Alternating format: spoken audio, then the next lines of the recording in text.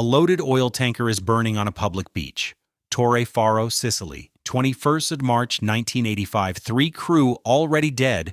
The sea on fire in a channel narrow enough to shout across. This is the water Homer turned into Scylla and Charybdis. 3 kilometers wide, about 80 meters deep over the bar between 2 far deeper seas, and its tides run out of phase. So the whole strait reverses roughly every 6 hours and moves like a river. That explains the whirlpools. It explains almost nothing about 1783, 1908, 1943, 2007, or why nobody has ever stopped crossing it anyway. Look at the Strait of Messina from directly above, and the first thing you notice is how small it is. Sicily's northeastern corner curls upward like a hook, and Calabria's toe pushes down toward it. And between them, there is a gap you could swim on a good day if the water behaved. At its narrowest, between Punta Pezzo on the Calabrian side and Capo Peloro on the Sicilian side, the distance is about 3.1 kilometers. That is the entire width of the most written about passage in the ancient Mediterranean. You can stand on the beach at Torre Faro and see individual cars moving on the Calabrian coast road. You can watch a ferry leave the far shore and know it will be alongside you in 20 minutes. Now look underneath. The strait is not a trench. It is a bar. At the narrows, the seafloor rises to a sill with a mean depth of around 80 meters, and in places the shallowest measurements come in nearer 70. That is not deep water. That is the depth of a moderate coastal shelf, the sort of bottom a fishing boat works without thinking about it. Then follow the seafloor south. Within roughly 15 kilometers of the sill, the bottom falls away past 800 meters, dropping into the Ionian Basin, and it keeps going. Follow it north instead, and the descent is gentler but still relentless, through 400 meters and on into the Tyrrhenian. So the picture is this: 2 enormous, deep, separate bodies of water, joined by a shallow neck barely 3 kilometers across, with a raised bar sitting in the middle of the connection like a submerged wall someone forgot to finish. Everything that has ever killed people here begins with that shape. 2 seas that touch through a narrow, shallow gap are not 2 seas at the same height. They rise and fall on their own schedules, and the Tyrrhenian and the Ionian keep almost opposite ones. The semi-diurnal tides at the northern and southern ends of the strait run close to 180 degrees out of phase.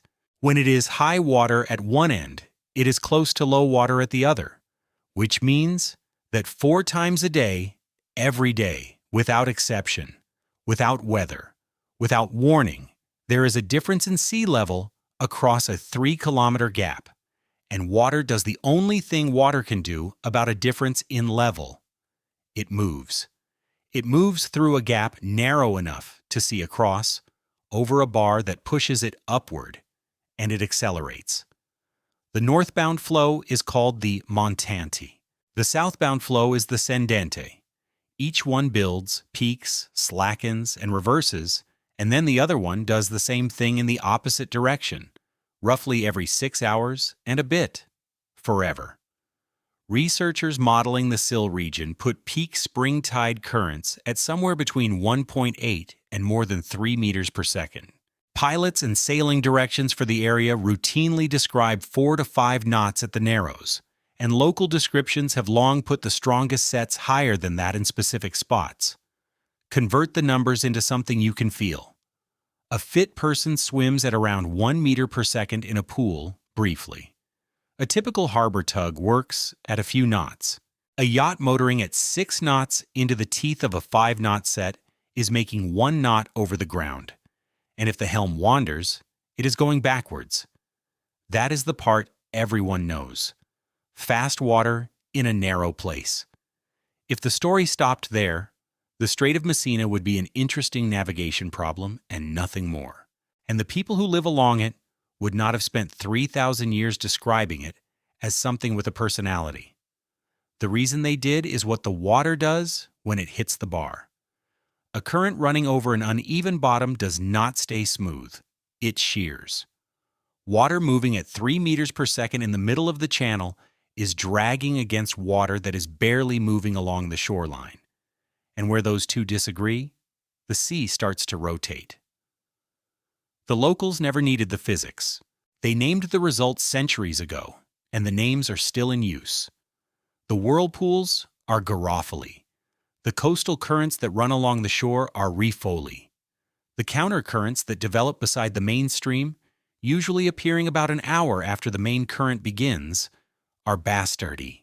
The sharp visible boundary where one body of water slides against another is the Taglio, the cut, and you can see it from shore as a line on the surface, with different colored water on each side, sometimes with a standing ripple along it, sometimes with debris and foam collected on it in a straight line, kilometers long.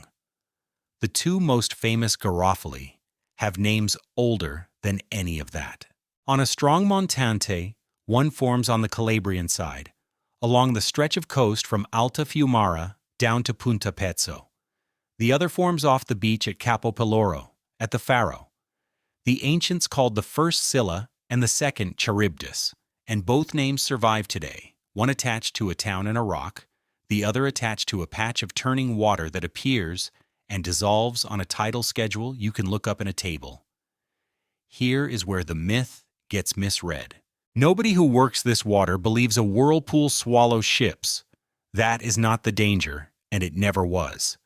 A garofalo in the Strait of Messina is typically a rotating patch tens of meters across, sometimes with a visible depression at the center, sometimes just a boil of upwelling water and confused surface. It will not pull a hull under. What it does is far more practical and far more dangerous, and every ferrymaster and pilot in Messina can describe it without raising their voice. It takes the steering away. A ship holds a course because water flows past its rudder in a predictable direction. Put the stern of a 200-meter vessel into a body of rotating water while the bow is still in the main stream, and the ship is being pushed two ways at once. The head swings. The helmsman corrects. The correction takes effect a few seconds later, by which time the ship has moved into a slightly different piece of water with a slightly different behavior. So the correction is now wrong. On open sea, that is annoying. In a channel 3 kilometers wide, with a traffic lane down the middle, ferries crossing at right angles, and a coastline on both sides that you can hit inside 4 minutes at cruising speed, it is something else entirely. There is a second thing the current does that matters more than the whirlpools, and it is quieter. It sets you sideways. A ship's heading and a ship's track are not the same line. Point a vessel due north across a 2.5-knot cross set, and it will travel north and somewhat east whether the master likes it or not. And the amount of that drift changes as the vessel moves from the strong mid-channel jet into a coastal refalo, and then into a bastardo running the other way. A crossing of 3 kilometers that takes 20 minutes on a ferry can involve 3 different current regimes. And the last one may be pushing the opposite way to the first. Ask any small boat sailor who has come through the Narrows on the wrong side of the tide. The chart plotter shows the boat crabbing. The wake is not behind the boat. It is off to one side, like a car sliding on ice in slow motion. Stand on the ferry deck between Villa San Giovanni and Messina, and you can watch this without knowing what you are watching. The ship leaves the ramp, pointing at a piece of Sicilian coast, well north of where it intends to arrive. Halfway across it is pointing somewhere else. Passengers are looking at their phones. The bridge is not, because the bridge is watching a container ship coming down the strait at 15 knots on a track that will cross the ferry's track. And the only thing that decides whether those two lines meet is a set of judgments made in the next 2 or 3 minutes by people on both vessels who are also fighting the same moving water. Those two behaviors together are the strait's fundamental structure, and it is worth being blunt about it before going any further. This is a place where the natural hazard and the human traffic occupy exactly the same 3 kilometers, at right angles, on a schedule that never stops. over a piece of seafloor that guarantees the water will never be still.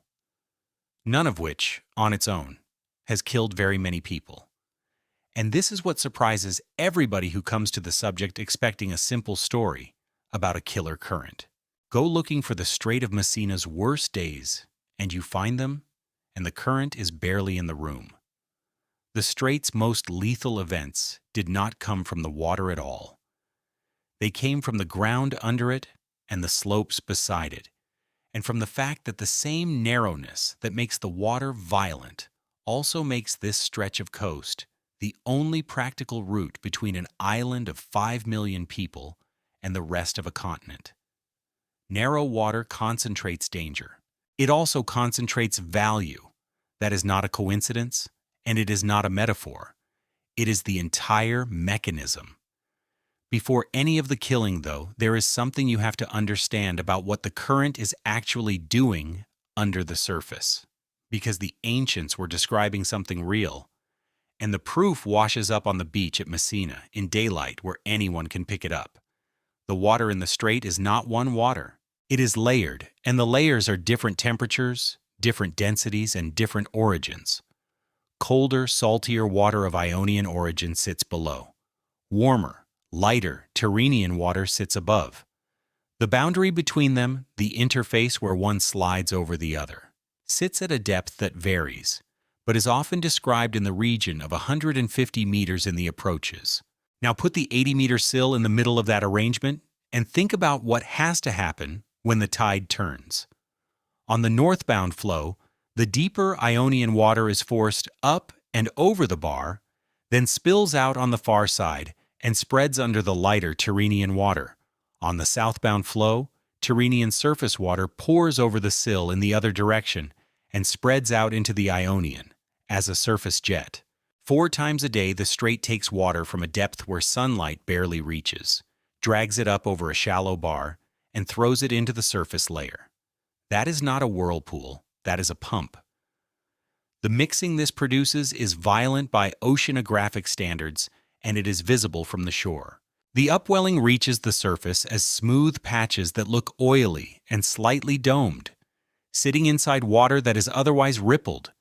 And fishermen have used those patches as markers for centuries because they mark where the deep water has arrived. The temperature difference is enough to feel. Swimmers at the Faro Beach on a hot August afternoon can walk into water that is markedly colder than it was the same time the previous day because the tide has swung and the strait has just delivered a load of water from a few hundred meters down. The mechanism does something else too, and this is where the mythology stops being mythology. Deep-water animals come up with the water. Along the Messina shoreline, in particular conditions of current and weather, the beaches receive animals that have no business being on a beach. Fish from the bathypelagic zone, the permanently dark layer, arrive at the tide line. Some have the atrophied or malformed eyes of creatures that live where eyes are barely worth maintaining. Some carry light-producing organs. Some are species that most working marine biologists never see outside a museum drawer or the cod end of a deep trawl. They are hauled up over the sill by the same pump that spins the Garofoli, killed or stunned by the pressure and temperature change, and then delivered to a beach where a person in ordinary shoes can pick them up. This is documented, systematically and unromantically. The phenomenon of the strandings drew naturalists to Messina for generations, and the observations were eventually put on a proper footing rather than left as anecdote. Mazzarelli produced the first genuinely systematic account, compiling lists of what stranded across a period of 2 years, with the sites, the frequency, and the relative abundance of the different species. That is not folklore. That is a field notebook. The strandings mattered enough to the study of deep-sea life that a marine biology station was established at Ganziri. On the Sicilian shore beside the lagoons, at the very top of the strait, at the beginning of the last century, specifically because this was the one place on the planet where the deep ocean regularly delivered its inhabitants to a person standing on dry sand. Sit with that for a moment, because it is the first real reversal in this story, and it changes what the strait is. For most of 2,000 years, the Strait of Messina had a reputation for being alive. Sea monsters, a devouring throat, a creature with heads that took men off the deck. The modern reflex is to treat that as superstition. The modern reflex is wrong in a specific and interesting way. The people who describe this water as a place where things came up from below and where the sea behaved as if something were moving underneath it were describing, in the only vocabulary available to them, a genuine and unusual physical process that oceanographers now model with equations. Water does come up from below here. Things from the deep do arrive at the surface. The sea does boil in patches on a schedule. The strait is not haunted. It is stratified, and it has a sill, and it has tides that disagree. Homer's version deserves the same treatment because it is more precise than it looks. In the 12th book of the Odyssey, the passage is described as a trap with two sides. On one side, a rock with a monster that takes men off the ship. On the other, a whirlpool that swallows the ship entirely. The instruction given to Odysseus is not to fight either of them. It is to accept a loss. Hug the rock, lose 6 men, keep the vessel. Steer wide to avoid the rock, and the whirlpool takes everyone. Strip out the monsters, and what remains is an operational description of a channel 3 kilometers wide, with a serious hazard on each side and no safe center. That is exactly what the strait is on a strong tide. The Calabrian side generates one set of turning water, the Sicilian side generates another, and a sailing vessel with no engine, at the mercy of whatever set it found itself in, could not simply split the difference in motor through the middle, because there was no motoring. There was only current, wind, and oars. The choice was genuinely between 2 bad options, and the correct answer genuinely was to accept damage on one side rather than gamble on avoiding both. Every mariner who has ever taken a small, underpowered boat through the narrows against the tide understands the shape of that decision. You do not beat the strait. You choose which part of it to be in. There is one more thing the strait does to the people trying to read it, and it is the reason a rational observer standing on the Calabrian shore can be looking at something that is not there. The Fata Morgana is a mirage, and the Strait of Messina is one of the few places on Earth where it is a regular, expected, locally named event. It appears most often from the Reggio side on hot, humid mornings with calm water and little wind, when a layer of air near the surface sits at a very different temperature from the air above it. Light bends through the boundary. The result is a vertical stretching and duplication of everything on the far shore. Buildings elongated into towers, the coastline lifted, features standing on top of themselves. It is not a smear. It is detailed and specific, and it looks like a real place. The Sicilian shore appears to move toward the observer, hanging above the water. It was written up as a natural phenomenon rather than an enchantment more than 250 years ago. Antonio Minassi published a dissertation on it in 1773, treating it as something to be explained. In the same year, the traveler Patrick Brydone described witnessing it at Messina. Remember Minassi's name because he shows up again in this story about 10 years later, and the second time he is counting the dead. The practical consequence of a mirage in a 3-kilometer channel is simple and unpleasant. On the mornings when the Fata Morgana is running, the far shore is not where it appears to be, and the bearings a person takes by eye are not reliable. Modern navigation has instruments that do not care about refracted light. The instruments are not what people actually use for close-quarters judgment, though. In a crossing that lasts 20 minutes, in traffic, at short range, human beings look out of the window and make decisions about whether a ship is drawing ahead or falling behind, and the eye is the primary instrument for that. A channel where the air itself sometimes lies to you is a channel where visual judgment has one more way to go wrong. Put the pieces together, and you have a passage that is genuinely unusual rather than merely dramatic. It is short enough to see across and short enough to be indispensable. It is shallow enough at the sill to force upwelling and turbulence. It joins two seas that are almost never at the same height. It reverses 4 times a day. It produces rotating water on both sides. It brings cold water and deep water animals to the surface. It occasionally rearranges what the shore looks like. And every single one of those characteristics is permanent. There is no season when the strait is not like this. There is no forecast that says the tides have stopped disagreeing. Weather can make it worse, particularly a strong wind blowing against the current, which shortens and steepens the surface into a nasty, confused chop within minutes of the tide turning. The underlying machine, though, does not have an off position, which raises the obvious question, and it is the question this whole story turns on.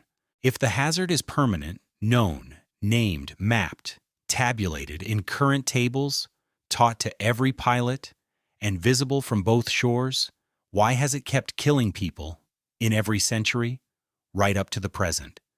The first part of the answer is that the people who survived here longest were not the ones who beat the strait. They were the ones who arranged their entire working lives around its timetable. Go to the Sicilian shore in summer, and you can still see the proof, and it looks absurd until you understand what it is for. A boat may be 30 meters long, purpose-built, with 2 features that make no sense on any normal vessel. The first is a mast that towers over everything, an antenna that can rise 22 meters or more above the deck, with a small platform at the top. The second is a walkway extending forward from the bow, long enough to look like an engineering mistake projecting out over the water ahead of the hull. These are the swordfish boats. The modern versions, the passerelle, came in after the Second World War as motorized descendants of the older feluccas, and they kept the working method almost unchanged. Someone climbs the mast.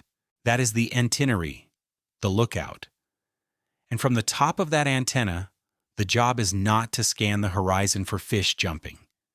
It is to look straight down into the water. The height is not for range, it is for angle. Because from 25 or 30 meters above the surface, a person can see through the top layer of a calm sea and pick out a swordfish moving under it. The antennary directs the boat. The harpooner walks out along the passerella, out beyond the bow, out over the fish, and strikes from above with a long 2-pronged lance. The whole vessel is a machine for reading water. Nothing else about it makes sense. The mast height is a compromise between how far down you can see and how much the boat rolls.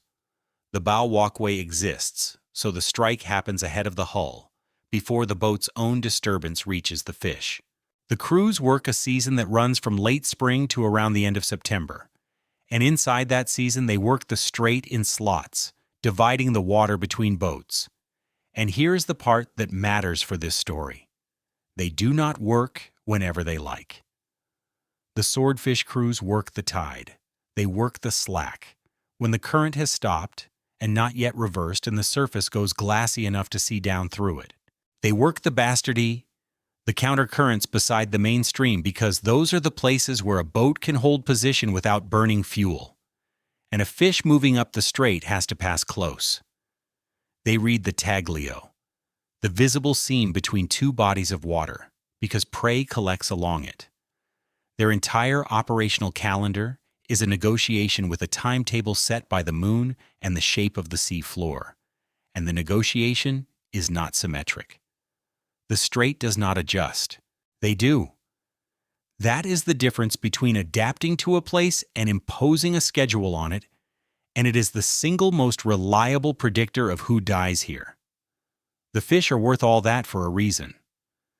The pump that hauls deep water over the sill is also hauling nutrients, and the strait is biologically rich in a way that a 3-kilometer channel has no business being.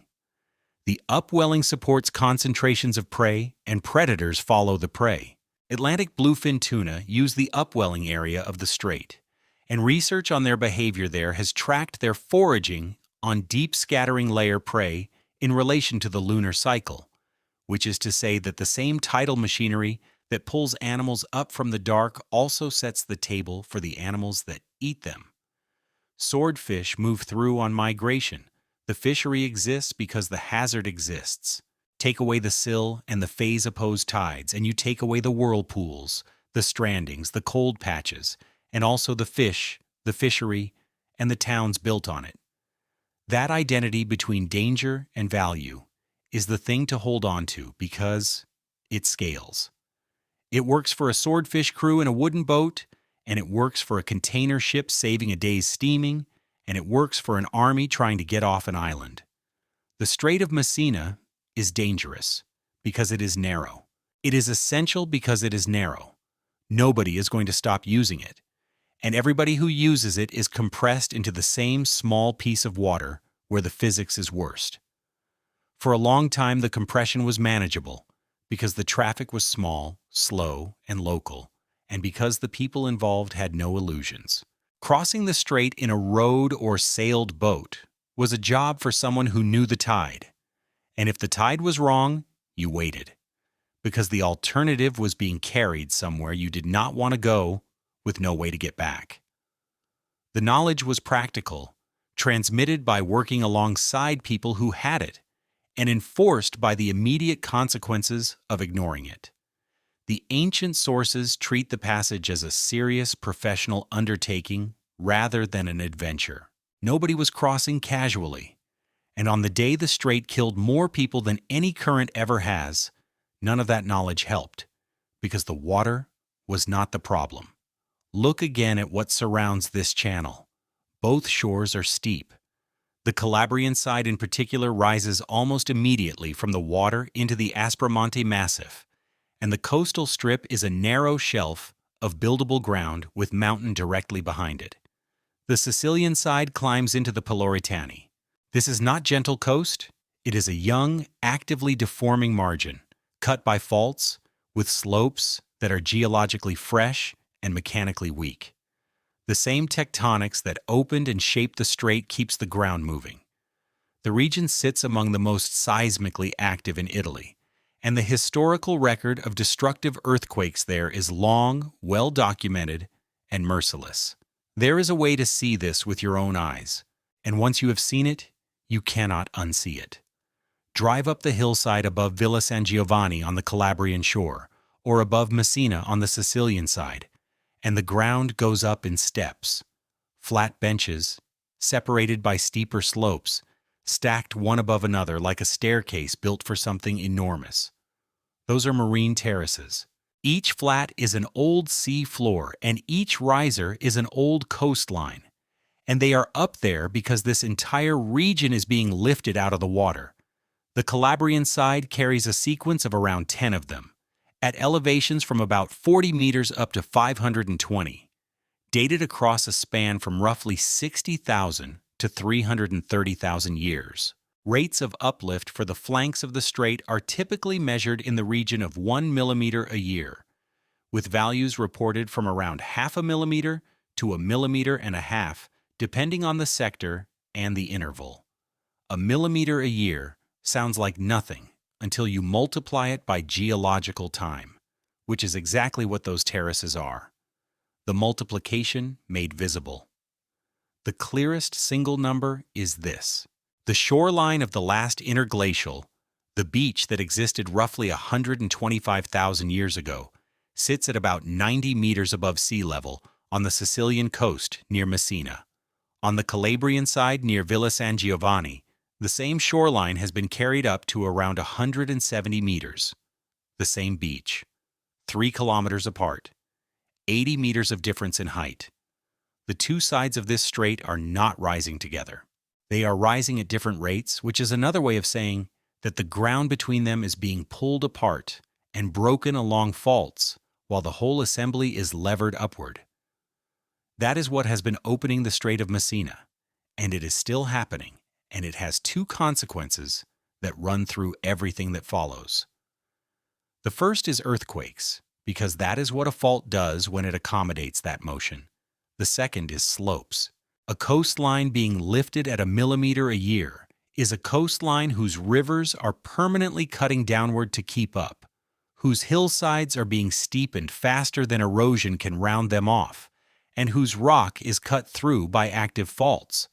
Steep, young, fractured, over-steepened slopes standing directly above deep water are the single most reliable recipe for large landslides that geology has. Keep that in mind, because it is about to do both things at once. In the winter of 1783, this coastline produced the worst sequence in its recorded history. It began on 5 February, with a major shock in Calabria that leveled towns across a wide area. It did not stop. Over the following weeks, the region was struck repeatedly, a sequence of large earthquakes rather than a single event, and the damage compounded. Buildings that survived the first shock came down in the second or the third. Whole villages were abandoned. The Bourbon government eventually mounted a formal investigation, and the Scientific Commission of the Accademia delle Scienze e Belle Lettere di Napoli, whose findings were published under Michel Sarconi in 1784, produced one of the earliest systematic surveys of an earthquake disaster anywhere, with drawings, damage descriptions, and casualty accounts collected on the ground. That report is why we know as much as we do. Consider what the survivors were dealing with in the first days of February, aftershocks continuing at unpredictable intervals. Masonry buildings, which is to say buildings made of heavy stone that kills whatever it lands on. No warning system, no engineering understanding of what makes a structure survive shaking, and no expectation that the shaking had finished, because it had not. So people did the sensible thing. They went outside, which was the correct response and still is. In an ongoing earthquake sequence in a town of unreinforced masonry, the most dangerous place to be is indoors, and the safest place is open ground away from anything that can fall. Every modern civil protection agency would tell you the same. The residents of Silla, on the Calabrian shore just north of the Narrows, worked it out on their own and acted on it. Silla is built against a rock. The old town sits under a headland with a castle on it, and the fishing quarter, Cianalea, is jammed between the cliff and the water so tightly that the houses have their foundations in the sea. Behind the town, the ground goes up hard. There is very little flat land, and what there is sits at the shoreline. The wide beach at Marina Grande, a curve of open sand with nothing on it to fall on anybody. On the night of 5th February and into the following day, the population of Silla moved down onto that beach, not a few of them, a substantial part of the town. They took what they could carry. Some went into boats drawn up on the sand, or moored just off it, on the reasonable theory that a boat has nothing above it to collapse. Among them was the 81-year-old Prince of Silla, Don Fulcone Antonio Rufo, who was brought down to Marina Grande with a household described in the accounts as around 50 people. He was old. He was the local authority, and he did what the rest of the town did, for the same reason the rest of the town did it. Everything about that decision was right by every standard available at the time, and by most standards available now. Open ground, no masonry, water in front, sand underfoot, the shaking continuing behind them in a town that was falling apart. They had put themselves at the base of a mountain, on a shoreline, in a narrow strait. Just north of the town, the coast rises into Monte Passi.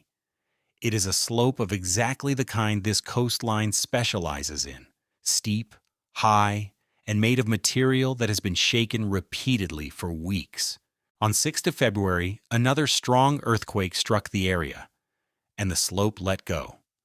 The volume that detached from the flank of Monte Passi and went into the sea is estimated at around 6 million cubic meters.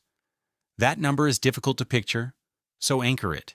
It is a block of rock and soil, substantially larger than the Great Pyramid, arriving in the water at once, at speed, into a channel that is nowhere near wide enough to absorb it quietly. Water is not compressible. A mass that size displacing the sea does not produce a splash. It produces a wave, and because the sea it entered is confined between two close shores, the wave had nowhere to disperse. The reconstruction, based on the contemporary accounts, and confirmed by later numerical modeling of the landslide and the resulting tsunami, is that the wave reached the beach at Silla in about 1 minute. 1 minute. The distance was short, the water was deep enough close inshore for the wave to travel fast, and the people it was traveling toward were on an open beach with a cliff and a ruined town behind them, and no reason on earth to be looking up the coast for a wave. The run-up estimates conflict, and the disagreement is worth stating plainly rather than smoothing over, because it comes from two contemporary observers who were both there. Sarconi's 1784 survey gives maximum run-up heights along Marina Grande in the range of 6 to 9 meters. Minassi, writing in 1785, the same Minassi who had published on the Fata Morgana a decade earlier, put it as high as 16 meters. Modern numerical modeling of the landslide tsunami has been used to test which is more plausible, and the flooding is well established as having reached as far as 200 meters inland. The exact peak height on the night remains uncertain. What is not uncertain is the outcome. More than 1,500 people died, the great majority of them on and around that beach, in the water and on the sand where they had gone to be safe. The prince died. His household died. The tsunami was not the largest ever recorded in the Mediterranean, and the earthquake that triggered the collapse was not the strongest of the 1783 sequence. It remains one of the deadliest landslide-generated tsunamis in European history because of where it happened and who was standing there. Take the shape of that apart because it is not a story about a natural disaster. It is a story about a decision. The objective was survival. The information available was correct. The reasoning was correct. Buildings kill people during earthquake sequences, and open ground does not. The action taken was the action a modern emergency manager would endorse. And the specific piece of open ground that was available in Silla, the only flat open ground in a town wedged between cliff and sea, happened to be the strike zone for a hazard that nobody in 1783 had any framework for anticipating. The option they lost was the beach itself, and they lost it by using it. Every hour they spent down there, in the safest place in town, was an hour spent inside the run-up zone of a slope that had been shaking for a day and a half. What Silla proves, and what no amount of current table knowledge would have prevented, is that in this strait the sea is not only a hazard in itself, it is a delivery system for hazards that originate somewhere else. The water is the medium. The energy came out of a mountainside, and the geometry that makes the strait so useful, two shores close enough to serve each other, is the same geometry that guarantees anything violent happening on one side arrives on the other in a minute or two, with nothing in between to absorb it. That is the first mechanism this place uses over and over. Proximity removes time. The 1783 sequence changed the region permanently. Towns were relocated. The Bourbon administration created a special fund, the Casa Sacra, to finance reconstruction from confiscated church property, and the scientific survey work that came out of it is still cited today. What did not change was the physical setting. The slopes stayed steep. The faults stayed where they were. Silla was rebuilt in the same place, because the same reasons for the town existing at all, a harbor on a rock beside the richest fishing water in the region, remained exactly as valid as before. People do not abandon narrow, dangerous, valuable places. They rebuild on them, and then forget for a century or so. 125 years later, the strait was carrying two of the most important cities in southern Italy. Messina had grown into a working port of roughly 150,000 people, with a harbor shaped like a sickle that is one of the finest natural anchorages in the Mediterranean. A busy commercial waterfront, consulates, warehouses, and a dense urban core built largely of stone and mortar rubble masonry, much of it several stories high. Much of it built without any consideration for shaking, because the concept of designing a building to survive an earthquake barely existed as engineering practice. Across the water, Reggio Calabria was smaller, but similar in construction, and similarly packed against the shoreline. Both cities sat on top of the fault system that made the strait. At 20 past 5 in the morning on 28 December 1908, that system moved. The origin time is recorded as 05:20:27 local, and the shaking lasted around 37 seconds. Magnitude estimates for the event center on about 7.1. The rupture was beneath the strait itself, on a normal fault, whose exact geometry is still argued over in the seismological literature, which matters more than it sounds, and will matter again in a moment. 37 seconds is a long earthquake.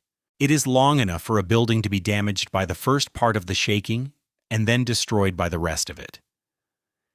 In Messina and Reggio, at an hour when essentially the entire population was asleep indoors, the masonry came down. The destruction was close to total in the urban cores. Contemporary photographs of Messina show streets that are not streets anymore, just a continuous field of rubble with fragments of facades standing up out of it. The port infrastructure was wrecked, quays subsided, and parts of the waterfront dropped. Water mains broke, fires started in the ruins. The rail links along both coasts were cut, the telegraph lines were down, and the two cities that anchored the strait were suddenly unreachable by land and unable to tell anyone what had happened. Then, roughly 10 minutes after the shaking stopped, the sea arrived. The tsunami of 1908 is one of the most significant in modern European history, and it behaved exactly as the geometry of the strait dictates. Waves struck both coasts. Field surveys of the run-up have documented values exceeding 10 meters in many localities, with about 13 meters recorded at Palaro on the Calabrian side and around 11.7 meters at Sant'Alessio on the Sicilian side. In Messina harbor itself, the water was lower but still destructive, and it did something particularly cruel. It moved through streets already filled with collapsed masonry and people trying to dig, and it took the debris and the rescuers together. The survivors' accounts describe the sea withdrawing first, exposing the harbor bottom, which is the classic signature of an approaching wave and which, then as now, drew people toward the water rather than away from it. Here is where the science gets genuinely unresolved, and it is worth saying so rather than tidying it away. A tsunami that big is difficult to explain with the fault rupture alone. Modeling the seafloor displacement from the earthquake source produces waves, but reproducing the observed run-up distribution, particularly the very high values at specific points along the coast, has proved awkward. That led to a serious proposal, argued in the geophysical literature by Billy and colleagues, that a submarine mass failure triggered by the earthquake contributed to or dominated the tsunami. Later work has explored dual sources, combining the seismic displacement with a deep submarine landslide. The debate has not been settled to everyone's satisfaction. What can be said with confidence is that the 1908 tsunami was larger and more locally variable than a straightforward fault model predicts, and that a slope failure somewhere on the steep flanks of the strait is a leading candidate for the difference. The uncertainty runs deeper than the tsunami, and it is genuinely startling given how much attention this earthquake has received. More than a century after the event, seismologists still do not agree on which fault produced it.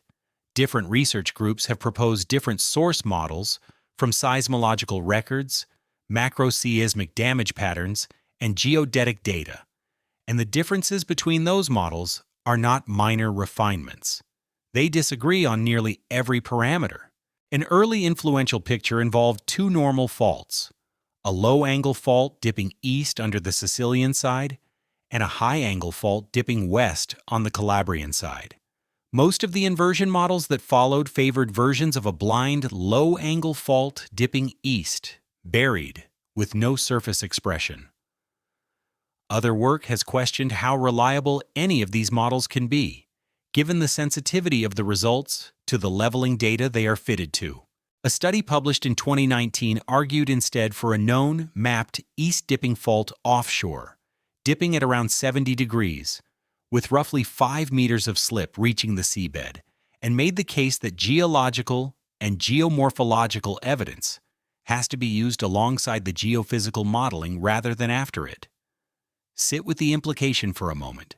This is one of the most intensively examined seismic events in European history, and it changed the way the world studies the physical effects of earthquakes on the ground. The question of exactly which structure moved under a 3-kilometer channel where a suspension bridge is currently designed to land its towers is still open. If Billy and the submarine failure argument are right, then 1908 and 1783 are not two separate kinds of disaster. They are the same disaster at different scales. An earthquake shakes a steep, unstable margin. The margin fails, and the failure puts a wave into a channel too narrow for it to dissipate. The death toll is the other place, where the record refuses to be tidy, and the range is enormous.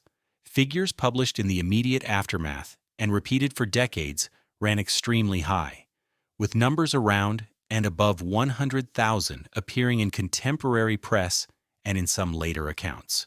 Modern estimates, working from population data, burial records, and reconstruction of the destroyed districts, generally place the total in the range of about 75,000 to 82,000 dead across both sides of the strait, with the majority in Messina. Some assessments run somewhat higher.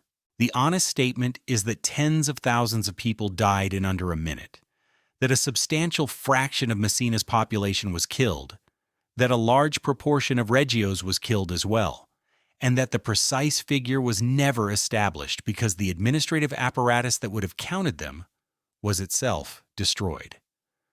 Around 2,000 of those deaths are attributed to the tsunami rather than the collapse, which means the wave, one of the largest in European history, was a rounding error next to what the buildings did. That comparison is not a throwaway. It is the second mechanism, and it will hold for the rest of this story. In the Strait of Messina, the water usually finishes what something else started. The current does not kill many people. The wave killed 2,000. The masonry killed tens of thousands. And the reason the masonry was there in that density, on that shoreline, on that fault, was that the strait is a place worth living beside. What happened over the following days is the part that changes how you should think about this channel, because it is the first time the strait's central problem appears in its modern form. Messina and Reggio were cut off by land. The roads along both coasts were blocked or destroyed. The railways were broken. The telegraph was dead. The only functioning route into or out of either city was the water, which is to say the strait, which is to say the exact 3 kilometers that had just produced the wave. Word of the disaster got out because vessels carried it out. The first outside help was therefore necessarily naval and maritime, and it arrived on the same surface that had just been used to deliver a tsunami into 2 ruined cities. Understand what a rescue on that first day actually required. Someone had to realize there had been an event, without communication from the affected area. Someone had to authorize the movement of ships. Those ships had to get there. And steaming distance is not a formality. They then had to approach a harbor whose quays had partly collapsed, whose bottom depths had changed, whose navigation lights and marks were gone, and whose entrance was full of floating debris. They had to land people in numbers, without functioning piers. They had to find survivors inside an unmapped field of rubble in winter, with aftershocks continuing. And they had to do something with the injured, in a city where every hospital had been destroyed, and every doctor was either dead, injured, or working with no supplies. A Russian naval squadron was in the central Mediterranean at the time, and it moved. The battleships Tsesarevich and Slava and the cruisers Admiral Makarov and Bogatyr were among the first organized forces on the scene. British warships followed, with the battleship Exmouth and the cruisers Euryalus, Minerva, and Sutlej among those ordered to assist. Italian naval and civil forces converged as fast as they could be assembled. What this produced, within about 2 days of the earthquake, was several thousand disciplined men with tools, boats, medical staff, and, crucially, ships that could function as hospitals and as accommodation because there was nothing left ashore that could do either. The work those crews did was not glamorous, and it was not fast. Digging into collapsed masonry with hand tools in the cold, with aftershocks continuing, is slow, physically brutal, and dangerous in a very specific way. The pile you are standing on is the same structure that is going to move when the ground shakes again. Russian accounts of the operation credit the squadron's sailors with pulling thousands of people out of the ruins, with figures in the range of 2,000 and more appearing in Russian sources and higher numbers cited elsewhere. Precise totals from that chaos should be treated with caution. The direction of the evidence is not in doubt. Naval landing parties, Tehu, working alongside Italian troops, civilians, and the Red Cross, were the backbone of the search effort in the first critical days. Some of them did not come back. Russian accounts record sailors killed by aftershocks while working inside the rubble, buried by the same collapse mechanism that had created the disaster they were sent to fix. That is worth stopping on, because it is a pattern that will repeat in this story in completely different circumstances, with completely different technology, 70 and 80 years later. In the Strait of Messina, rescue is not a separate activity that happens safely outside the hazard zone. The route in is the hazard. The people who come to help are exposed to the same mechanism as the people they are helping, and they are exposed to it in the aftermath when the environment is at its most unstable. Messina remembered it. There are streets in the city named for the Russian sailors of the Baltic Squadron, and a monument to the rescuers of 1908. It is one of the few things about that week that anybody would call good. The medical problem was as hard as the digging. Casualties in the tens of thousands, with crush injuries, fractures, and exposure, in a city with no functioning hospital, no clean water supply, and no roof. The warships became the medical system. Ships' surgeons and medical staff from the arriving squadrons provided the first organized treatment. The physical evacuation of survivors then had to be done the same way by sea because there was no other way. And over the following days and weeks, tens of thousands of people were taken out of the strait by ship to other ports. Read that sequence again as an operational chain because it is the shape of every rescue in this story. Recognition was delayed because communications were destroyed. Authorization and assembly took time. Travel was by sea, over distance. Approach was into a damaged harbor with no marks and no depths you could trust. The search was manual and slow. Transfer of casualties depended on ships that had to be brought alongside a broken waterfront, and every step of that was happening in a place where the ground was still moving. The regulatory consequence was real, and it was fast by the standards of the era. The 1908 earthquake became a landmark in civil engineering because it forced Italy to write rules about how to build in a place that shakes. The reconstruction was governed by new provisions introduced the following year, which restricted building heights, imposed requirements on structural form, and effectively created the first modern seismic building regulations in the country, with the affected zone classified and controlled. Rebuilt Messina is low. Walk through the center today and the skyline is deliberately, visibly flattened, compared with what the photographs from before the earthquake show. And that is not an aesthetic decision. It is a rule written in 1909 by people who had counted the dead. So the system was addressed partially. Buildings got better. The mechanism that produced the disaster, an active fault under a narrow strait between two steep, unstable coasts, was untouched, because it is not the kind of thing that can be addressed. And the strait's usefulness went up. Rebuilt Messina and rebuilt Reggio needed each other more than ever, and the ferry link across the Narrows became the single most important piece of transport infrastructure in the South. Train ferries began carrying entire railway carriages across the water so that a passenger could board in Rome and arrive in Palermo without changing trains. with the ferry crossing as an interruption of about half an hour in the middle of the journey. The strait stopped being an obstacle in the public mind and became a component, a scheduled service, a thing that runs, which is exactly the frame of mind in which a place like this becomes lethal in a new way. And the demonstration came in 1943 from an army that had no interest whatsoever in the strait's mythology and cared about precisely one of its properties. It is 3 kilometers wide. By the beginning of August 1943, the German and Italian forces on Sicily had lost the campaign. The Allied invasion had landed on $10 July.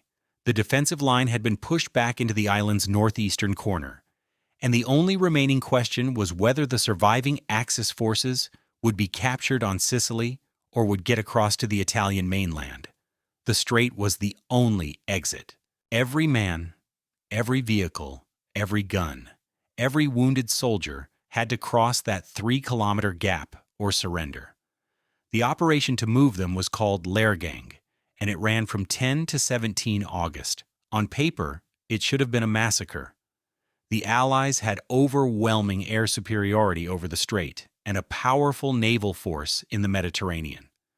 The crossing area was small, fixed, obvious, and within easy reach of Allied airfields. The Axis had no capacity to contest the air. Everything the Germans and Italians moved had to move across a piece of water narrow enough that the whole operation could be observed from either shore. It was not a massacre. It was one of the most successful evacuations under fire in the war. The planning was done by Oberst Ernst Bode, the German commandant of the Strait of Messina area, working with Fregattenkapitän Gustav von Liebenstein of the German Navy.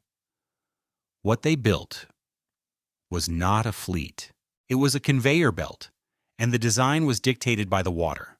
The core of it was the Siebel ferry, a flat, shallow, catamaran-type craft with a load capacity in the region of 50 tons, capable of carrying somewhere between 150 and 200 men and making about 7 knots fully loaded. 7 knots is not fast. Against a 5-knot set, it is barely progress, which is precisely why the crossings had to be timed and routed with attention to the current, and why a purpose-built shallow draft craft with engines on both hulls was more useful here than a proper ship. Alongside the Siebel ferries, there were ferry barges, naval ferries, landing boats, assault boats, and rubber boats, a mixed inventory of small craft that between them could load from an ordinary beach or a damaged quay, rather than requiring a functioning port. The second half of the design was the gun belt. The Axis turned both shores of the strait into one of the densest concentrations of anti-aircraft artillery in the Mediterranean. Contemporary and later accounts describe on the order of 120 heavy and 112 light anti-aircraft guns covering the crossing, roughly half of them Italian pieces, with the defenses against warship attack, including as many as 150 artillery pieces and calibers, from 75 up to 280 millimeters. Liebenstein went further and converted some of the Siebel ferries themselves into flak platforms, mounting heavy anti-aircraft guns directly on the ferries so that the convoy carried its own umbrella across. The geometry that makes the strait dangerous to shipping made it a fortress. A narrow channel means every attacking aircraft has to fly through a small, known volume of air. Guns on both shores can cover the whole width. There is no approach that stays out of range, because the range covers everything. The same 3 kilometers that gives a ferrymaster no room to maneuver gave the Allied air forces no room to attack from. The crossings ran day and night.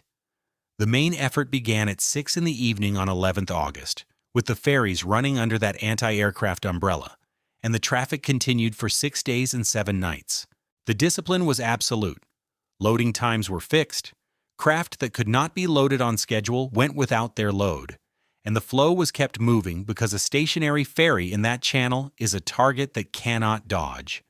The totals differ depending on which force you are counting and which account you read, and the disagreement should not be papered over. One frequently cited German figure gives 39,569 German soldiers moved across, together with 47 tanks, 94 heavy guns, over 9,600 vehicles, and more than 2,000 tons of ammunition. Other accounts give close to 40,000 troops, plus around 14,000 casualties evacuated, 10,000 vehicles, 51 tanks, and 163 artillery pieces. Counting Italian forces as well, the total moved across the strait in the operation is generally put at over 100,000 personnel. The number that matters is not any of those. It is the number of days, 7. 7 days to move an army corps and its equipment across water, in daylight and darkness, under an enemy air force that owned the sky. What went wrong on the Allied side is instructive, and it is not what most people assume. It was not incompetence in the air. Allied aircraft attacked the crossings repeatedly, and the Axis lost craft. The problem was strategic. Allied commanders had had no coordinated plan for severing the Strait of Messina when the Sicilian campaign began, and no such plan emerged as the campaign reached its climax. Sealing a 3-kilometer channel requires a sustained, integrated air and sea operation directed at that specific objective, and the effort was never organized that way. Heavy Allied warships, meanwhile, were not going to be sent into a narrow channel ringed by coastal artillery in calibers up to 280 millimeters, because the geometry that protected the ferries also meant a battleship in the strait would be inside everybody's range with nowhere to go. So the most heavily contested 3 kilometers of water in the Mediterranean was crossed repeatedly, successfully, by flat-bottomed ferries doing 7 knots.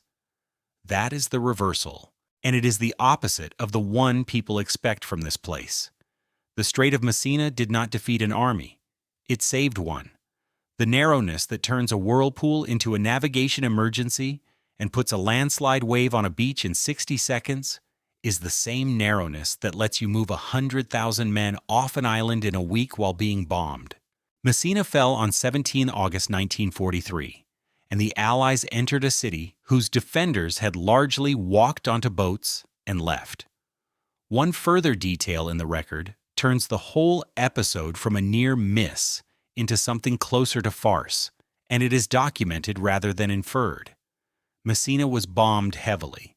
It was among the most damaged cities in Sicily, along with Palermo and Catania, and across the war the island absorbed hundreds of air raids with civilian deaths running into the thousands.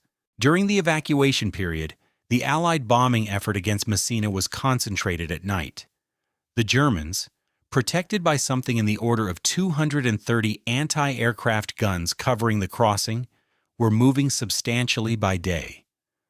The bombs went into the city. The army went across the water. Every property of this channel cuts both ways. That is the system. Stated as plainly as it can be stated, and everything that follows is a consequence of it. After the war, the crossing stopped being an operation and became a utility.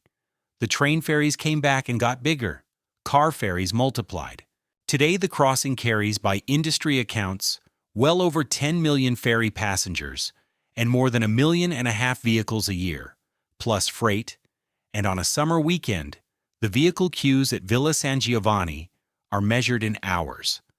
Strip away the scenery and look at what that traffic actually consists of, because it explains why nothing about this crossing can ever be paused for convenience. It is people going to work. There are residents of Reggio Calabria employed in Messina and residents of Messina employed on the Calabrian side, and they make the crossing twice a day the way other people take a bus. It is students going to university. It is patients traveling to hospitals, which in a region where specialist medicine is concentrated in particular cities means that the ferry is part of the healthcare system. It is lorries, thousands of them, carrying everything that Sicily consumes and everything Sicily produces and sells, because an island of 5 million people does not feed or supply itself, and there is no other way in for a truck, and it is trains. For decades, the standard way to travel by rail between the Italian mainland and Sicily has involved something that visitors find hard to believe when they first see it. The train is broken into sections and shunted aboard a ferry. The ferry crosses the strait with the carriages sitting inside it on rails, and on the far side the train is reassembled and continues. Passengers can stay aboard or go up on deck. It is slow, it is labor-intensive, it works, and it has been the physical link in the national rail network for generations. Hold on to that when you picture this water. It is not a scenic channel with some shipping on it. It is a component of a country's transport system, load-bearing, running to a timetable, with people's jobs and hospital appointments and freight contracts attached to it, in a place where the current reverses 4 times a day. At the same time, a completely different kind of traffic was building, and it was going the other way. The Strait of Messina is a shortcut. A vessel moving between the western Mediterranean and the eastern basin, heading for the Suez Canal or the Aegean or the Levant, can either go around Sicily to the south, adding distance and time, or thread the strait and save it. Merchant shipping does the arithmetic that merchant shipping always does. The strait is a through route for cargo ships, tankers, and everything else, running roughly north-south along the channel. The ferries run east-west. Draw those two flows on a chart, and the problem is immediately obvious to anyone. No maritime training required. You have a 3-kilometer-wide channel with a continuous stream of large commercial vessels running along its length, and a continuous stream of fast passenger craft running across it at right angles all day, every day, in a body of water whose current is capable of setting both of them sideways at several knots and reversing direction every 6 hours. There is no version of that layout that is comfortable. The rules that govern it accumulated over decades, and they are serious rules written by people who understood the problem. There is a traffic separation scheme in the strait, so through traffic is meant to keep to defined lanes, with northbound and southbound flows separated. There is a vessel traffic service, Messina VTS, operated by the Italian Coast Guard, monitoring and directing movements. Ships of 300 gross tons and above are required to report to and comply with VTS, with exemptions for warships, fishing vessels, and pleasure craft. Pilotage is compulsory for vessels of 6,000 gross tons and above carrying oil cargoes or other noxious substances in bulk. Vessels must report dangerous cargoes, harmful substances and gases that could endanger people or the environment. And there is a hard prohibition. Ships carrying more than 10,000 tons of oil products or other substances considered harmful to the marine environment are barred from the strait entirely. That last one is the interesting one, because of its date. The prohibition comes from 2 decrees of the Italian Minister of the Merchant Navy, issued on 27th March and 8th May 1985. 6 days before the first of those decrees, 2 tankers hit each other inside the strait. The Patmos was a Greek tanker of around 51,500 gross tons, carrying a cargo of Kirkuk crude oil. The quantity is reported differently in different sources, with figures given both as a barrel count in the region of 800,000 and as a tonnage of more than 80,000 tons. And the discrepancy is one of those things that comes from converting between units and cargo definitions in documents written for different purposes.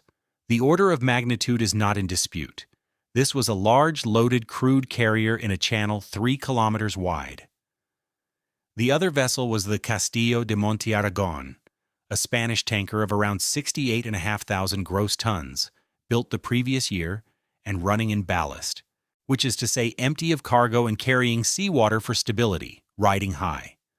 On 21st March 1985, they collided. Consider what a collision means for a loaded crude tanker before considering anything else. The cargo is not the fuel in a car. It is a liquid hydrocarbon in enormous quantity, held in tanks with a headspace above it containing vapor. And vapor in the right mixture with air is explosive. A hull breach that opens a cargo tank does 2 things simultaneously. It releases oil into the sea, and it introduces an ignition risk into a structure containing tens of thousands of tons of flammable liquid. Fire broke out on the Patmos's main deck. 3 of her crew were killed. The rest abandoned ship, which is the correct action, and also the point at which a vessel stops being a controlled object. An abandoned burning tanker in the Strait of Messina is not floating in place. It is in a current running at up to several knots, reversing on a 6-hour cycle, in a channel with towns along both shores and a sill in the middle that will put anything drifting into shallow water fast. The Patmos grounded on the beach at Villaggio Torre Faro, on the Sicilian shore where the strait opens out. Look at where that is. Torre Faro sits at Capo Peloro, the northeastern tip of Sicily, the point where the strait opens into the Tyrrhenian. It is the beach beside the Garofalo that carries the name Charybdis. It is a residential village with houses along the shore, a lighthouse, and the tuna and swordfish boats pulled up nearby. In summer, it is a swimming beach. There are apartment blocks within a few hundred meters of the waterline. A burning crude tanker came ashore there, and the fire burned until 23rd of March when it was finally extinguished. The ship was then brought to dock at Messina. The salvage was carried out by the Corporazione dei Piloti dello Stretto di Messina, the strait's own pilots corporation, which is a detail worth pausing on. The people who took charge of a burnt-loaded tanker aground on the Charybdis beach were the same organization whose day job is putting a pilot on the bridge of ships transiting the Narrows, because they are the ones who know the water, the depths, the sets, and the timing of the tide. And because in this strait there is no such thing as calling in an outside specialist who understands the conditions better than the locals. In April, the remaining cargo was transferred to 2 other tankers, the Esso Genova and the Esso Albany, and the state of emergency ended. About 700 tons of crude escaped. In barrel terms, that is on the order of 5,300 barrels. By the standards of the great tanker disasters, 700 tons is small. Set against the 80-odd thousand tons she was carrying, it is a fraction of 1%, and the outcome could have been catastrophically worse. The reason it did not become a Mediterranean-wide disaster is partly good fortune, partly the fact that the hull did not fail completely, and partly the intervention of people who got the remaining cargo off. What happened to the oil that did escape is the part that matters here, because it demonstrates something about this strait that no amount of equipment fixes. Most of the spilled oil moved south, carried through the Narrows. It did not stay together. The current broke it up, and the separate patches then moved south at different rates, because the strait's flow field is not uniform. Mid-channel water moves faster than coastal water. The Bastardi run the other way beside the main stream. The Garofali rotate patches of surface into and out of the main flow, and the whole thing reverses every 6 hours. So a slick is alternately pushed south, held, and pushed north again while being sheared into fragments the entire time. Most of it dispersed naturally at sea. A few tons came ashore on the Sicilian coast. Now think about what a spill response actually requires. Containment booms work by holding oil against the water surface in a confined area, and they work when the current across them is slow, generally under about a knot for conventional equipment. Above that, oil is dragged underneath the boom and out the other side. Skimmers need the oil to stay in a concentrated layer long enough to be collected. Every technique in the standard toolkit assumes that the oil will remain more or less where you found it for long enough to do something about it. In the Strait of Messina, the oil will not stay where you found it for a single tidal cycle, and the water is moving at several times the speed at which containment equipment functions. The strait breaks spill response for exactly the same reason it breaks navigation. It moves everything sideways, faster than the response can act, and then reverses.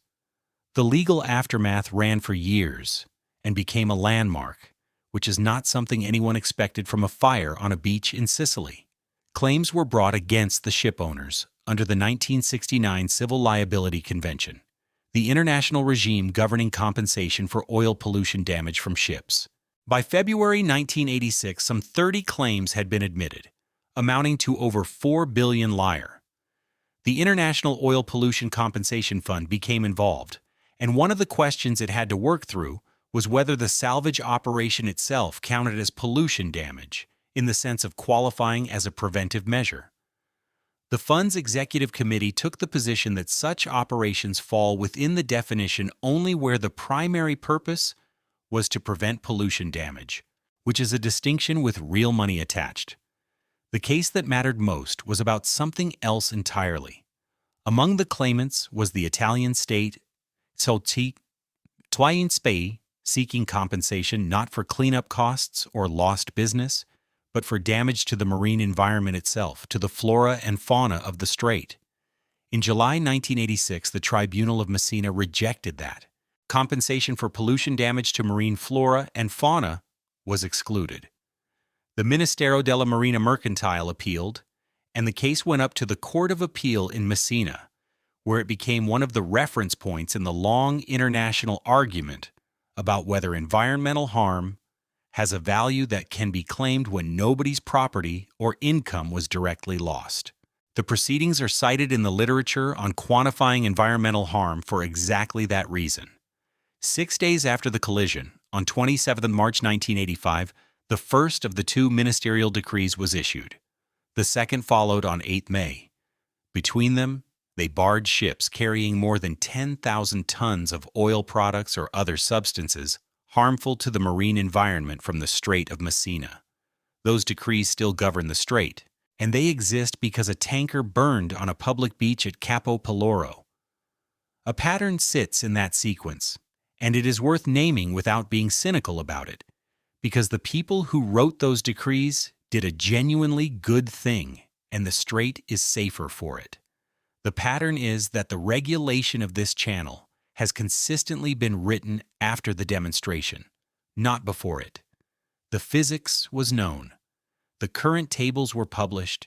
Everyone involved could have described, in advance, exactly what would happen if a large loaded tanker were damaged in the Narrows, because it is not a difficult prediction. The prohibition arrived when the thing that had always been possible finally happened, in front of a village on fire. Ask the obvious question then. Did the rules fix it? For the specific hazard they addressed, they helped enormously. Removing the largest oil cargoes from the strait removes the worst-case environmental scenario. Compulsory pilotage for laden vessels above 6,000 tons carrying noxious bulk cargo puts a person on the bridge who has done this transit 1,000 times and knows what the water does at that state of tide. VTS gives a shore-based operator a picture of the whole channel and the ability to warn, advise, and direct. A traffic separation scheme keeps the through traffic in predictable lanes. Every one of those measures addresses the through traffic problem. Every one of them makes the north-south flow more orderly.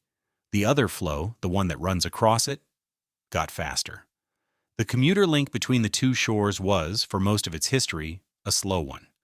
Train ferries and car ferries are large, heavy, deliberate vessels that take 20 to 35 minutes and behave predictably.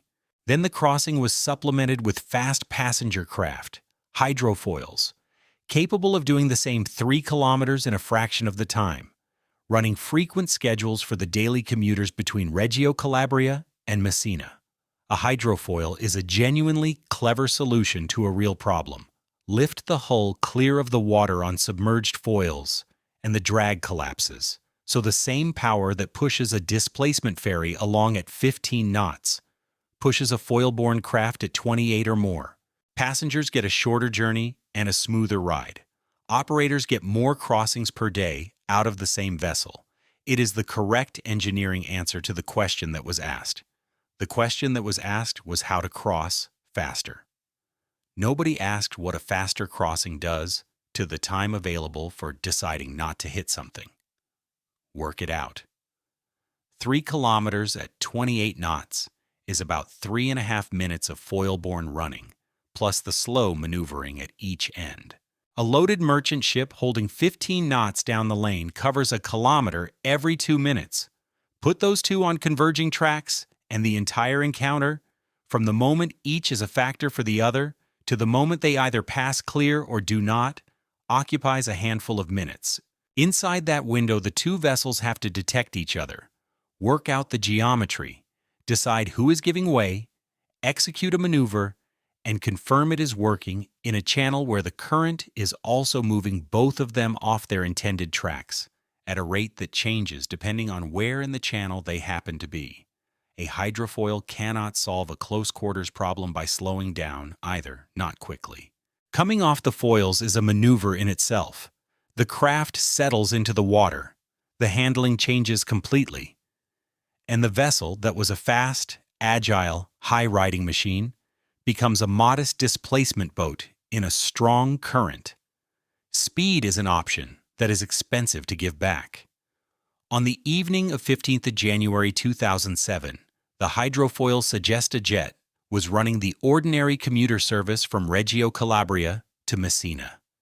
She was a fast craft, built in 1999 by Rodriguez Cantieri Navali, the Messina shipyard that made the Strait's hydrofoils, with a service speed of around 28.5 knots.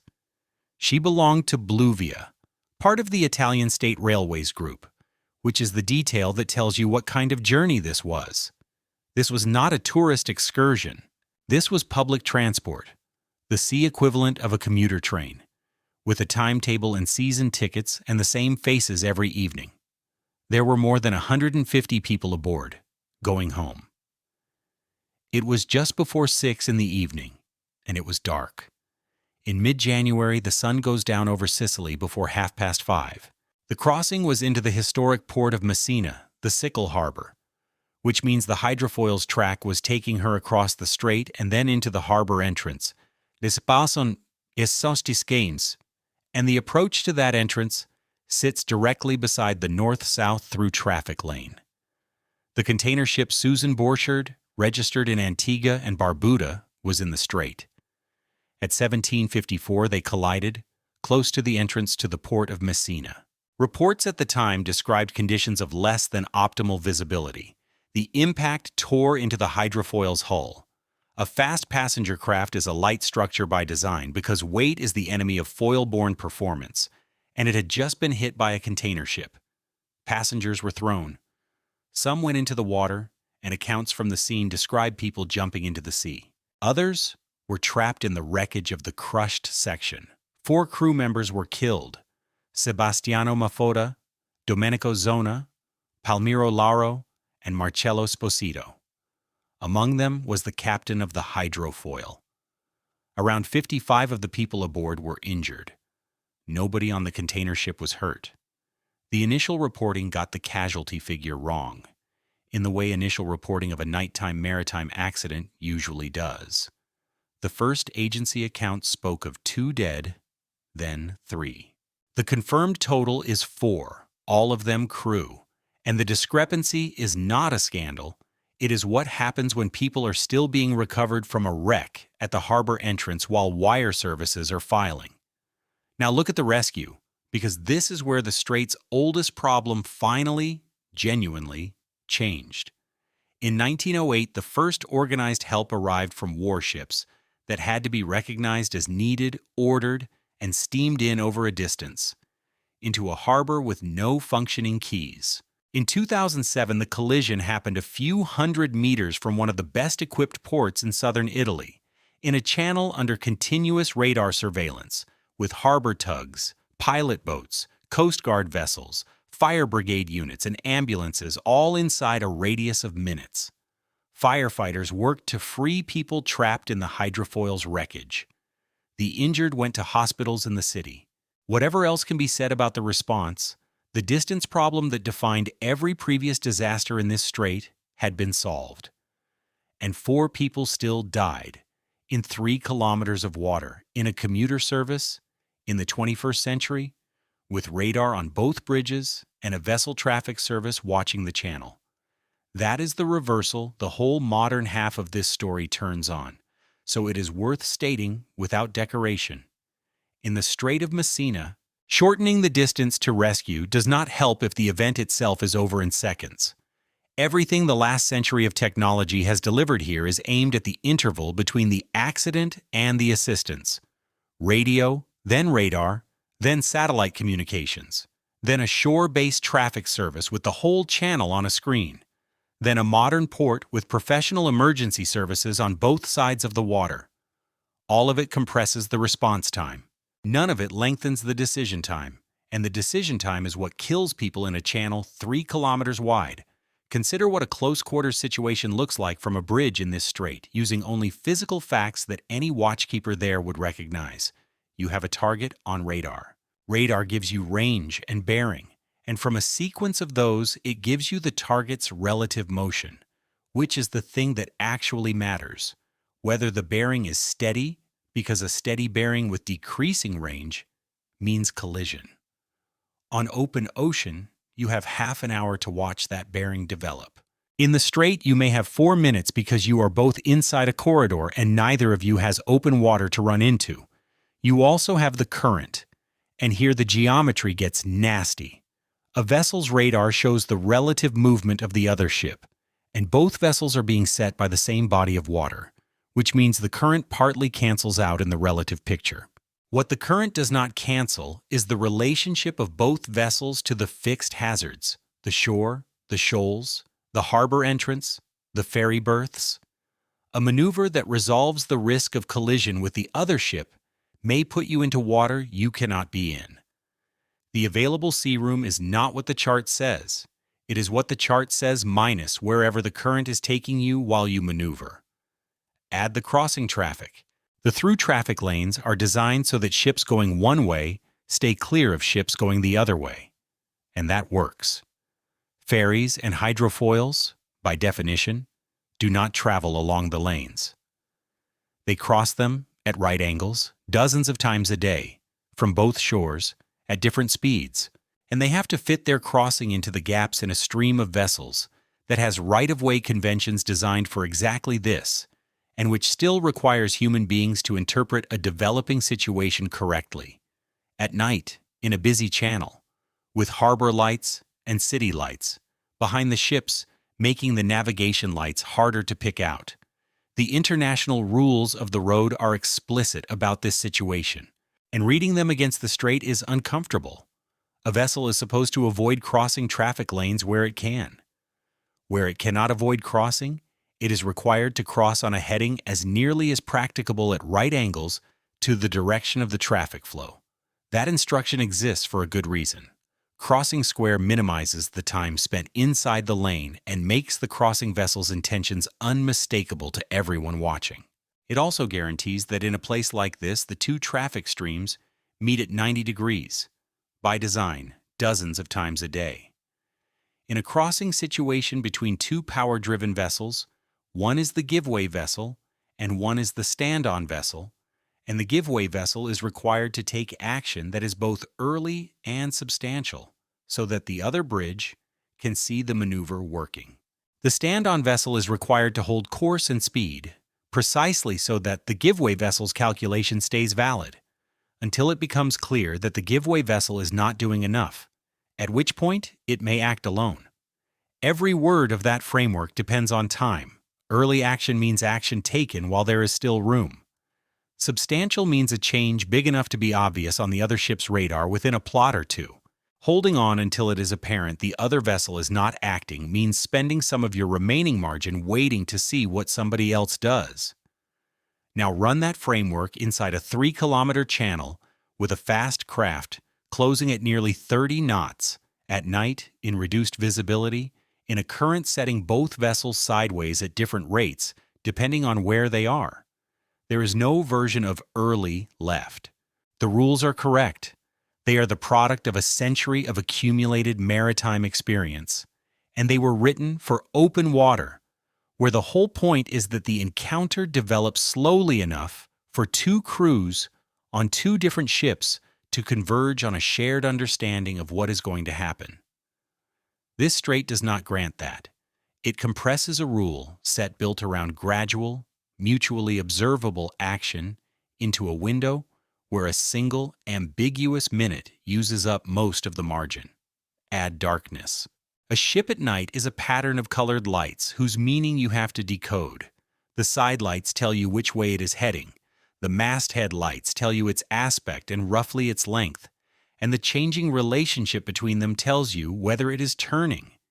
Against an empty horizon, that pattern is unmistakable. Against the illuminated waterfront of a city of 200,000 people, it is a small set of lights among thousands. Add reduced visibility, which the strait produces readily, because a channel that pumps cold, deep water into the surface, layer under warm, humid air, is a channel that makes fog and haze. The same stratification that makes the Fata Morgana in summer produces less photogenic effects the rest of the year. None of this makes the people involved fools. It makes the encounter difficult. And difficult encounters happen thousands of times a year here without incident, because the professionals doing them are good at it. The strait's fatal geometry does not need to catch them often. It needs to catch them once. Back on the night itself, prosecutors, port officials, and transport authorities open investigations within hours. The accident was later raised in the European Parliament, in a written question about safety measures in the Strait of Messina, which is what happens when a public transport service run by a state railway company loses 4 crew members in a national waterway. In Messina, the 4 men are still commemorated every 15th January, and the square at the Maritima, the maritime station where their vessel was heading, was eventually named after them. The service kept running. It had to. There are people on one side of that water whose jobs are on the other side, and there is no land route, which closes a question opened by a set of ministerial decrees 22 years earlier, and the answer is uncomfortable. The rules written after 1985 worked on what they were written for. Large oil cargoes were removed from the strait. Pilotage was imposed where the consequences of getting it wrong were environmental catastrophe. Reporting was made compulsory. The lanes were separated, and a shore-based service was given the whole channel on a screen. All of that is real, and the strait has not had a second Patmos. What none of it touched is the crossing. The rules govern the vessels going along the strait. The killing in the modern era has come from the vessels going across it, on public timetables, in the dark, at commuter frequency, because the entire economic function of this water is that it is short enough to cross casually. A study of collision frequency in the strait, published in the navigation literature, looks at exactly this: how the risk in the channel behaves under the regulatory and environmental constraints that apply there. That such a study needs to exist tells you the shape of the problem. This is not an unknown hazard being discovered. It is a known, quantified, actively managed risk in a place where the traffic cannot be reduced, the geometry cannot be changed, and the current cannot be switched off. It is worth being precise about what the shore-based system can and cannot do, because the phrase traffic control gives people the wrong picture. A vessel traffic service is not air traffic control for ships. Its operators watch radar and vessel tracking data, maintain a picture of everything moving in the area, take mandatory reports from ships entering, broadcast information about traffic and conditions, and warn vessels whose behavior looks like it is developing into a problem. In a service like the one covering this strait, that picture is continuous and the coverage is complete. What the operator cannot do is put a hand on the wheel. The person who decides how much helm to apply and when is on the ship. A warning from shore has to be received, understood, evaluated against what the bridge team can see out of the window, and converted into an action. And every one of those steps costs seconds that come out of the same short budget as everything else. The service makes the ordinary transit safer by removing surprises. It gives a master approaching from the north an accurate picture of what is coming up from the south. It flags a vessel that has not reported. It coordinates when something goes wrong. And it is the reason that when something does go wrong here, the response is fast. It does not extend the 4 minutes. And the people most exposed to all of this are not the ones on the big ships. Take a sailing yacht through the Narrows on a bad combination, and you get the strait at its most direct.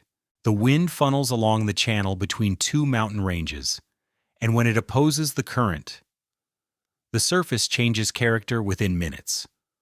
Opposing wind and current shorten the distance between wave crests and steepen their faces.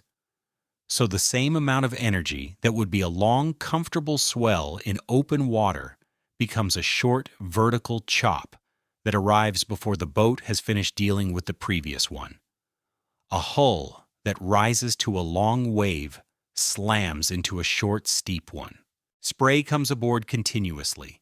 Steering degrades because the rudder is repeatedly unloaded as the stern lifts.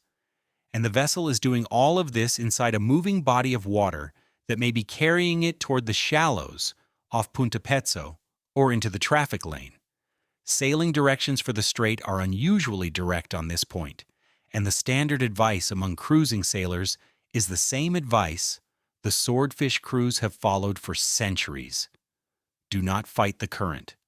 Time the transit. Go with the montante or the scendente. Take the tide that runs your way. And if the tide is wrong, wait. Because a small boat that tries to punch through the narrows against a spring tide is not going to win and may not be able to turn around comfortably either. Wait for the water. That instruction has not changed since the Odyssey. The professionals do the same thing, formally, with paperwork.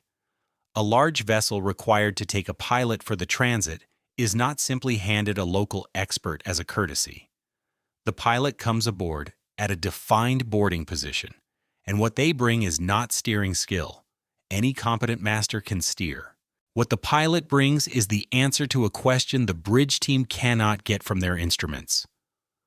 What this specific piece of water is going to do to this specific ship, at this specific state of tide, in the next 20 minutes, where the set will begin to push, where the countercurrent runs, and how far off the shore it starts, which side of the channel to favor on a strong montante, how much the head will swing when the bow crosses the boundary between two bodies of water moving at different speeds, and how much helm to have on before that happens, rather than after. That last point is the whole job, and it is the reason local knowledge in the Strait of Messina has never been replaced by equipment. In a channel this narrow, corrections applied after the ship has begun to move are already late.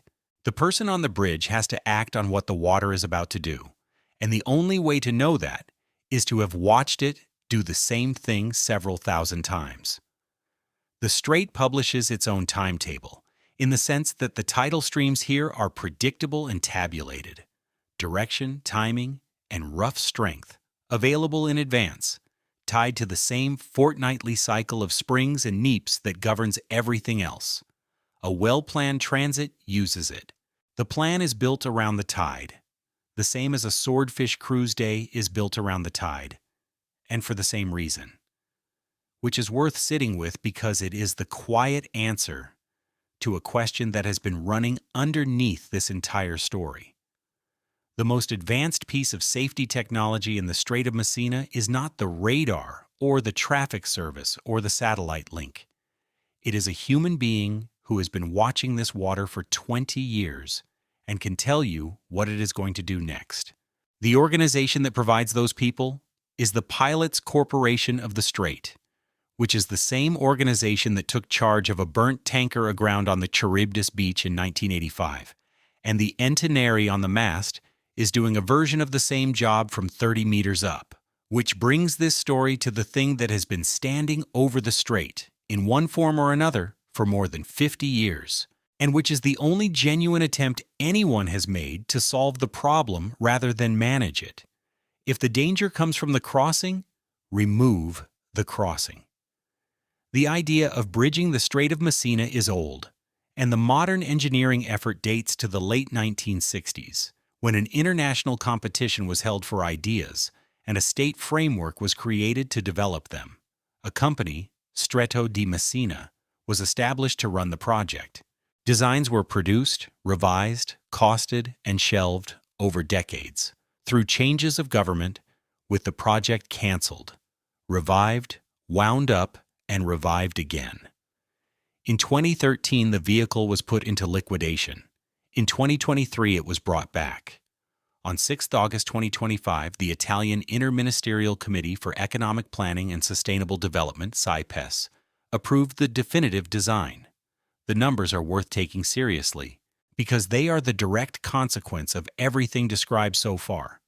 The bridge is a single-span suspension bridge with a suspended span of 3,300 meters and a total length of about 3,666 meters. If built as designed, it would have the longest suspended span in the world, exceeding the current record holder, the Çanakkale Bridge in Turkey, by roughly a kilometer. The towers would stand 399 meters high. The deck would be about 60 meters wide, carrying both road and rail. The suspension system would use 4 main cables, each 1.26 meters in diameter. The approved cost figure is around 13.5 billion euros. Ask why the span has to be that long, and the answer is the entire documentary in one sentence. Because you cannot put anything in that water. A conventional long crossing is built with piers. You put foundations on the sea floor, you build up, and you span the gaps between them, which is far cheaper and structurally far easier than jumping the whole distance in one leap. Every reason for not doing that here has already appeared in this story. The sill is around 80 meters deep, which is already difficult, and the bottom falls away steeply on both sides of it, toward basins hundreds of meters deep. The current runs at up to 3 meters per second and reverses 4 times a day, which makes construction, station keeping, and scour control brutal. The channel carries a continuous stream of commercial shipping in defined lanes, and the seafloor is part of an actively deforming margin sitting directly above the fault system that destroyed Messina and Reggio in 1908. So the design does not touch the water.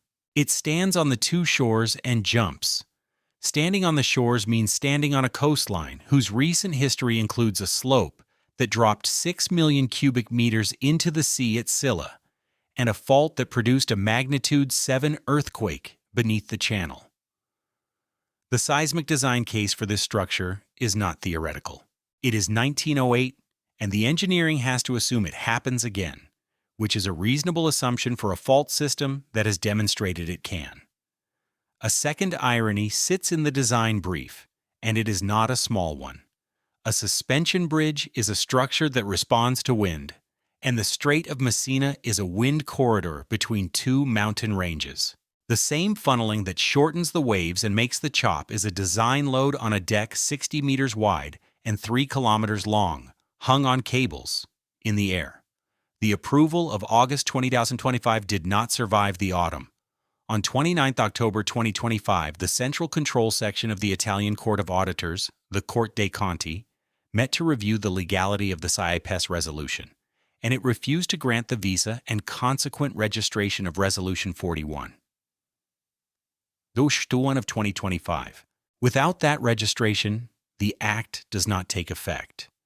The court was careful about what it was and was not saying. Its refusal concerned the strictly legal aspects of the resolution, not the merits or the desirability of the project, and the reasons were to be published in a subsequent decision. The grounds reported in the Italian press and legal commentary concerned procedural and legal questions around financial coverage, totali credites, the traffic forecasts underpinning the economic case, environmental compliance and conformity with European rules, and the role of SIPES itself in the process. Read that list again with the last 2 centuries in mind. The largest single-span suspension bridge ever designed, across a seismically active strait, was stopped in its tracks not by wind loading or by the fault, but by questions about paperwork, cost coverage, and how many vehicles would actually use it. The response was legislative. A decree law of 11.2 followed March 2026, converted into law in May of that year, restarted the approval process on a stricter footing, requiring more rigorous supporting documentation, including an updated economic and financial plan, an environmental impact assessment conforming to European directives, and fresh technical opinions, precisely to answer the objections that had blocked it. Through the first half of 2026, the target being stated publicly was to have construction sites open by the end of the year, with the crossing opening in the following decade.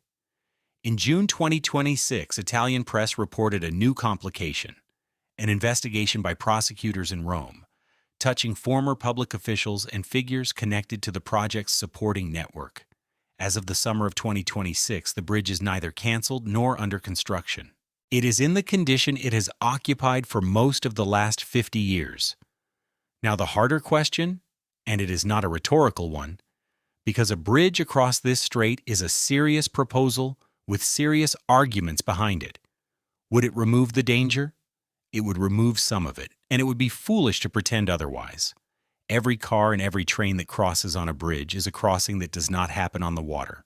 Take a substantial fraction of the passenger and vehicle traffic off the ferries and hydrofoils, and you have directly reduced the number of times per day that a fast vessel full of commuters cuts across a shipping lane in the dark. It does not remove the through traffic. Merchant ships will keep using the strait as a shortcut, in the lanes, under VTS, with the same current setting them sideways, and the same sill under them. It does not remove the ferries either, not entirely. Freight, dangerous goods that cannot use a rail tunnel or a road deck, local services, and the simple redundancy of having a marine link all keep vessels working across the channel. It does not touch the fault. It does not touch the slopes. It does not touch the fact that this is a coastline where a mountainside once entered the sea and put a wave onto a beach a minute later. And it introduces something new, which is a decade of major construction on both shores of a narrow, current-swept, seismically active channel with heavy marine traffic, work at height on towers taller than almost anything in Italy, and thousands of people working in a place whose entire documented history is about how quickly options disappear here. That is the pattern this strait has run on people for 3,000 years, and the shape of it never changes. A solution improves one thing and moves the exposure somewhere else. The engine let vessels cross against the current, and so vessels crossed at times they would previously have waited out. The hydrofoil made the crossing quicker, and so the encounter with a container ship happened at closing speeds that left a handful of minutes. The gun belt of 1943 protected the ferries and turned the same 3 kilometers into a target zone nobody could safely enter. The tanker rules of 1990 to Teatro Los Marin 85 took the largest oil cargoes out of the strait and left the commuter traffic crossing the lanes exactly as before. The vessel traffic service put the whole channel on one screen and could not put more time into a 4-minute encounter. Nothing in that list is a failure. Every one of those measures saved lives. The point is narrower and more disturbing than a story about human arrogance. Each improvement made the ordinary case safer and the rare case faster. And in a place this small, the rare case is the one that kills, none of which is history. Look at what is happening in that channel right now on an ordinary day, and the same machinery is running under every activity taking place on it. It is a working industrial waterway, a fishing ground, a commuter corridor, a scientific instrument, and an energy resource, all inside the same 3 kilometers, and every one of those uses is still being shaped by the same water.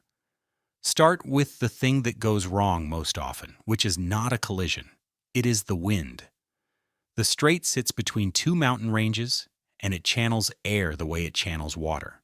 When the Sirocco blows up from the south, or a strong northerly funnels down from the Tyrrhenian, the sea state in the Narrows deteriorates quickly, and the first thing to stop is the fast traffic. Hydrofoil services between Messina and Reggio and Villa San Giovanni get suspended for safety, and so do the fast links out to the Aeolian Islands. The heavy vehicle ferries usually keep running, because a large displacement ship with plenty of power handles a short, steep sea far better than a light craft riding on foils. Take a second to appreciate the shape of that, because it is another reversal, and it is a permanent feature of the modern strait rather than a one-off.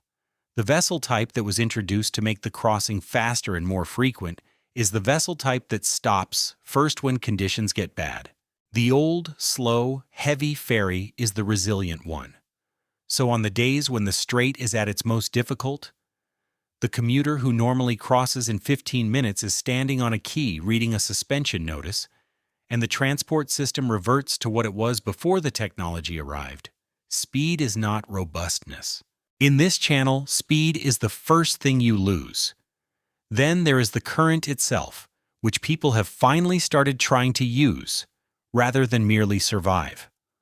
Off Ganziri, on the Sicilian shore near the top of the strait, a machine has been moored since 2001 that exists for one reason. This is one of the few places in the Mediterranean where the water moves hard enough and predictably enough to be worth harvesting. The Cobalt turbine, developed by a Messina company, is a vertical axis marine current turbine with a rotor 6 meters in diameter and 3 vertical blades of 5 meters span, moored about 150 meters offshore in around 20 meters of water. Its rated output is 160 kilowatts at a current speed of 3.5 meters per second. When it began generating, it was described as the first installation in the world to produce electricity from marine currents, and it has been the subject of experimental and numerical study ever since. Read the engineering description of the site, and you are reading the same strait the fishermen have always described, translated into instrument language. Peak current speed at that location around 2 meters per second. The direction reverses every 6 hours and 12 minutes. The amplitude of the flow runs on a fortnightly cycle, strong at springs, weak at neaps, 6 hours and 12 minutes. Not approximately. That is a machine schedule, and it has been running since before there was anybody here to notice. Serious resource assessments of the strait's tidal energy potential have been carried out, along with environmental impact work looking at what large-scale extraction would do to a channel whose entire biological character depends on the flow being what it is. That is a genuinely interesting problem. The upwelling that feeds the ecosystem is powered by the same kinetic energy an engineer would like to convert into electricity, and taking too much of it out is not a neutral act. For now, the extraction is small and experimental.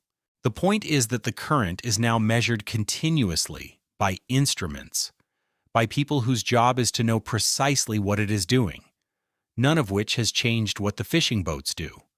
The season still opens in late spring and closes around the end of September, and the passerelles still go out with somebody at the top of the antenna. The boats have radar now, and GPS and radios.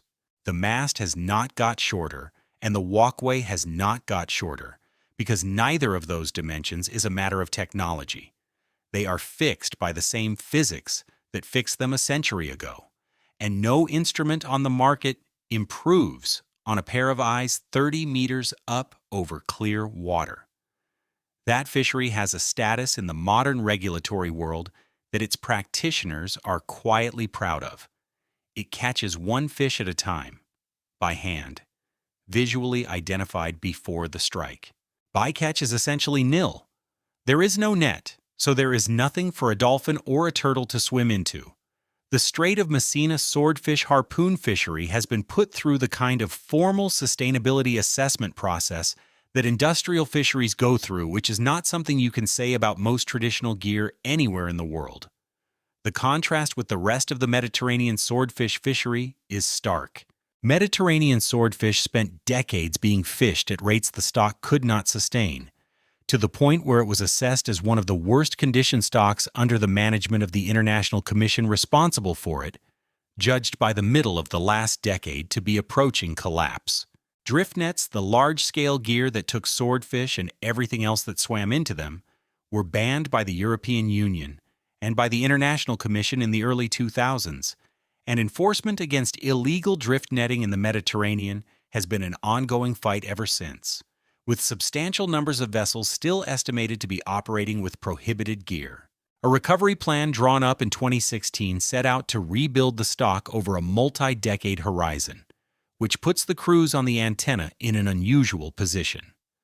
The oldest, least mechanized, most physically demanding method of catching swordfish in the Mediterranean turns out to be the one that survives contact with modern conservation science, because it was designed around observation rather than volume. The strait taught them to look before acting for the same reason it taught them to wait for the tide, and that habit turns out to have been the correct long-term strategy by a margin nobody was aiming for. The scientific interest has not gone away either. The strandings still happen, and the strait remains a place where researchers can examine organisms and processes that everywhere else require a ship, a winch, and several kilometers of cable. Modern work has moved to the physics at the sill, internal solitary waves generated by the tidal flow, traveling away from the narrows below the surface, lifting sediment off the sea floor as they pass. Nobody standing on the beach sees any of that happen. The instruments record a pulse of disturbed water moving through the dark, on the same schedule as everything else. Everything alive in that strait is synchronized to the same 6-hour clock. The only participants who are not are the ones on schedules written by people. And then there is the one modern system that exists specifically to address the strait's worst historical failure, which is the ability to tell people that a wave is coming. Italy has had a national tsunami warning system since 2017, built around the Tsunami Alert Center of the National Institute of Geophysics and Volcanology, working with the Civil Protection Department and the Environmental Research Institute. The center was accredited as an official tsunami service provider for the Euro-Mediterranean region, issuing alerts to countries around the Mediterranean basin. It runs a surveillance room in Rome with continuous monitoring of seismic stations and tide gauges, staffed around the clock in shifts. Deep-sea tsunami monitoring buoys have been deployed in the Mediterranean to improve detection. That is a real capability, and it saves lives. It works by detecting an earthquake, estimating its parameters, computing the likely tsunami, and issuing an alert to the areas at risk, all of it as fast as the physics of seismic wave propagation and automated analysis allow, which is a matter of minutes. Now apply it to this strait. Tsunami travel time analysis, based on the 1908 event, gives arrival times for the first wave of under 10 minutes for the areas around the fault, increasing with distance. 10 minutes is the good case, and it is the case where the source is the earthquake itself and the affected coast is a little way off. Scylla in 1783 had about 1 minute. That is not a criticism of the warning system, which is designed for exactly this problem and does what physics permits. It is a statement about the geometry that has been the subject of this entire story. When the source of the wave is a slope inside the strait, and the target is a beach a couple of kilometers away, no detection and alert chain in existence can put a message in front of the people on that beach before the water arrives. The seismic waves reach the monitoring stations, the analysis runs, the message goes out, and the wave has already been and gone. What civil protection can actually do here is everything that happens before: hazard mapping, planning, marked evacuation routes, drills, building rules, and the simple public knowledge that if the ground shakes hard near this coast, you go up and inland immediately without waiting to be told, which is precisely the piece of knowledge the people on Marina Grande did not have in February 1783, and the only piece that would have saved them. So here is the answer to the question this whole story has been circling. The one about why a channel you can see across keeps killing people the same way it killed them 3,000 years ago. It is not because the water is uniquely violent, though it is violent. It is because the Strait of Messina is small enough to be indispensable and small enough to remove your options at the same time, and those two properties are the same property. Every element of the system is a consequence of the width. 3 kilometers between two deep seas means a sill, and a sill means the current has to accelerate over it. 2 seas whose tides are 180 degrees out of phase means the flow reverses 4 times a day, forever, with no season and no forecast that changes it. Acceleration over uneven bottom means shear, and sheer means the Garofali off Capo Peloro and along the Calabrian shore, the Refoli, running the coasts, the Bastardi setting the other way beside the mainstream, and the Taglio drawn on the surface, like a line on a map. Deep water hauled over the bar means upwelling, cold patches, fog, haze, and bathypelagic fish on a public beach where a person can photograph them. Steep young coasts on both sides mean slopes that fail, and a fault beneath the channel means they fail hard. And a channel 3 kilometers wide means the resulting wave arrives on the far shore before anyone can be told about it. So much for the natural half of the system, which has been running since before anybody was here to write anything down. The human half is simpler. This is the only place where Sicily nearly touches the continent. 5 million people live on that island. Everything they do not grow or build has to come across, and everything they sell has to go out. And the shortest way is a 20-minute ferry ride. There is no realistic alternative, and there never has been. Ancient crews took it because it saved days of sailing around Sicily. Trade took it. Armies took it. Rebuilt cities depended on it. Tankers take it now for the same reason. It is shorter. Every single one of them arrives in the same 3 kilometers. Put the whole record side by side, and the repetition is not thematic. It is mechanical. In 1783, the hazard came from a slope, and the people it killed were standing in the only open space available because the alternative was masonry. In 1908, the hazard came from a fault, and the people it killed were asleep in the buildings that the Strait's prosperity had allowed them to build. In 1943, the hazard was an air force, and the geometry that should have destroyed an army protected it instead. In 1985, the hazard was a loaded tanker, and the water that should have dispersed the consequences instead tore the response apart and made containment impossible. In 2007, the hazard was a container ship on a lawful passage and a commuter service doing its job, and the thing that killed 4 crew was that the encounter was over faster than a decision can be made. 5 events. 5 completely different immediate causes, 1 constant. In every case, the options ran out before the people involved could work through them. Short distances are why this strait exists as a human place at all. You can see the other side. You can get there in 20 minutes. You can run a railway across it on boats. You can commute. You can save a day's steaming. You can move an army in a week under an enemy air force. Everything valuable about the Strait of Messina comes from the fact that the 2 shores are close together, and proximity removes time. A landslide 2 kilometers away arrives in a minute. A wave from a fault under the channel arrives before anybody can be warned. A ship crossing a lane 3 kilometers wide gives you 4 minutes to resolve an encounter that a wide sea would give you 30. A current running at 3 meters per second across a channel that narrow will put a vessel somewhere unintended before the correction takes effect. The Strait's fundamental characteristic is not violence. It is speed. That is the answer to the title. And it is why the Odyssey got it right for the wrong reasons. Homer's Passage is not a story about 2 monsters.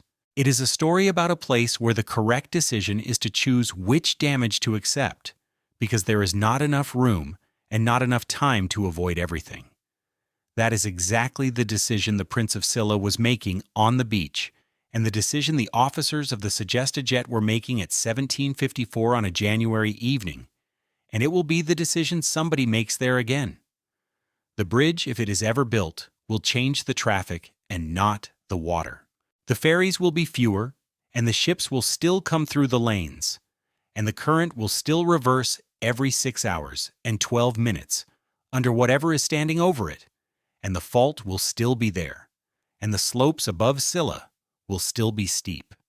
In the meantime, the crossings continue. They continued through 1783 and through 1908 and through 1943 and through the week the Patmos burned at Torre Ferro, and through the evening 4 men died at the entrance to Messina harbor, because on both sides of that water, there are people whose lives are arranged around the assumption that the other shore is 20 minutes away. Go down to the water at Ganziri on a summer morning and none of this looks like a warning. The lagoon is flat. The lighthouse at the Faro stands over a beach where families set up for the day. Out in the channel, the surface is doing something that would look wrong anywhere else. A long, smooth line running across the strait with rippled water on either side of it, and a slick, oily patch 100 meters wide sitting inside the ripple, holding its shape, going nowhere. That is the Taglio, and that is the upwelling. And if you swam into the patch, you would feel water that was hundreds of meters down a few hours ago. A passerella is working the slack. The engine is barely turning over. 30 meters above the deck, on a platform the size of a table at the top of the antenna, the antennary is looking down into the water and slightly ahead, and not at any fish. The watch is on the surface, waiting for the line to move because the tide is about to turn and the whole strait is about to start running the other way. And everything that happens on that boat for the next 4 hours depends on knowing the exact minute it does. Behind the boat, on the Calabrian slope above Punta Pezzo, there are survey markers on the hillside, where the tower foundations are supposed to go. Between the two of them, a ferry comes out of Villa San Giovanni pointing well north of Messina, crabbing across the current, on the same crossing that has been made every day for 100 years, and somewhere down the channel, a container ship is coming up on the lane, with a pilot on the bridge, and the Coast Guard watching the whole 3 kilometers on a screen in Messina. The line on the surface begins to blur. The oily patch loses its edge and starts to move. The water goes slack and holds, and then starts north. The lookout checks the time, and the strait resets, and nothing about the next 6 hours is different from the last 3,000 years.